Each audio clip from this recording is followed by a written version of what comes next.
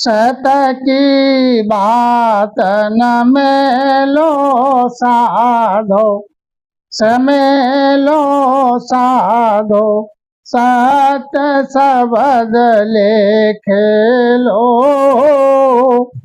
सत की बात न मेलो साधो, न मेलो साधो, सत सबद लेखेलो।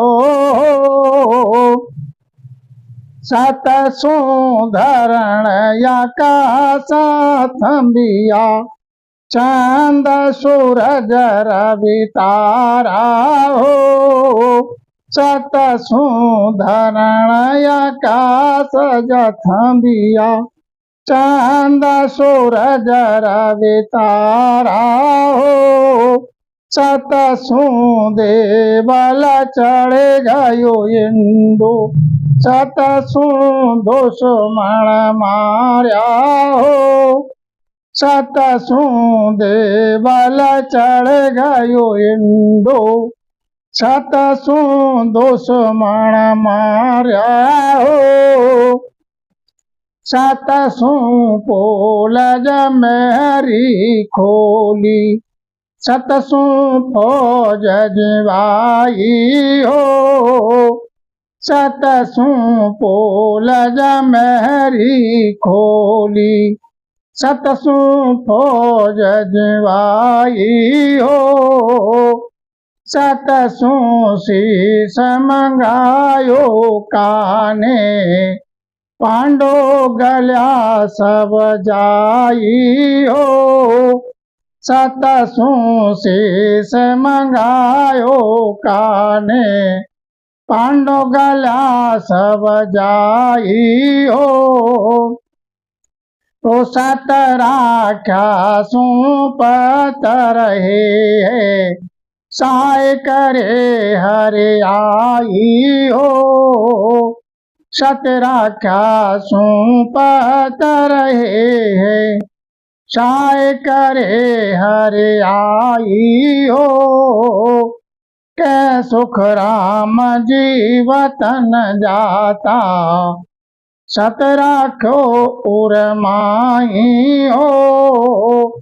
के सुख राम जीवतन जाता, सत राख्यो उरमाई हो। सत की बात न मेलो साधो, न मेलो साधो, सत सबद लेखेलो। तो सतगुरु सुखराम जी महाराज समझाते हैं कि सत की बड़ी महिमा है। सत के बिना कोई कार्य नहीं सरता है। सत से, सत में ही पथ है, और सत है जब ही कार्य सरेगा। जैसे संसार की और भी दृष्टांत उदाहरण है, जैसे राजा हरिश्चंद्र सत पे थे, सत नहीं छोड़ा, और सत के कारण स्वयं बिक गए, पत्नी बिक गई, पुत्र को भी बिक गया, और बड़े कष्ट उठाए, लेकिन सत से डिगे नहीं। ऐसे ही भक्ति का मार्ग है। सत पे जो रहता है, पतिव्रता जिसका अंग रहता है, उसी में सत आता है, और उसी में वो सत शब्द प्रकट होता है। उस जन्म में, राम जन्म में सत शब्द गैवो आता है, केवल को बीज मांड में नाय रहा वे। वो निज नाम जब भी प्रकट होगा जब साधक अपने अपने अडिग है। सतसो धरण आकाशा थंबिया, चंद सूरज रवि तारा हो। अब सतगुरु सुखराम जी महाराज समझाते हैं कि यह धरणी और आकाश जो थंबा हुआ है, कैसे थंबा हुआ है? सत से। आकाश के कहीं थुने मढ़ेरी नहीं लगे हैं महाराज। सज्जनों, आकाश जो रुका हुआ है, कहीं वो टेक नहीं लगी है इसमें, बिन टेके रुका हुआ है। किस आधार पे? सत के आधार पे। धरण, धरणी जो है उसके नीचे जल ही जल है।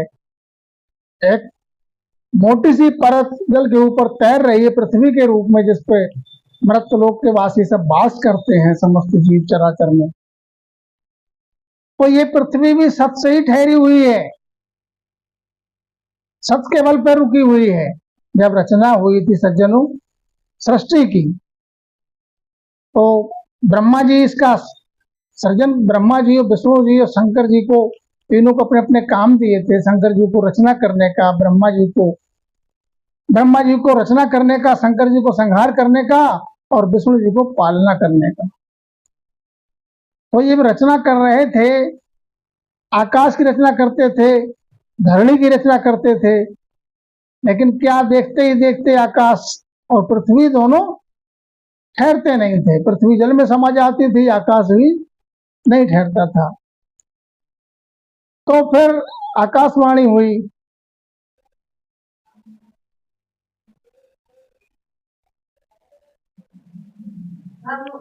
बिजली चली गई।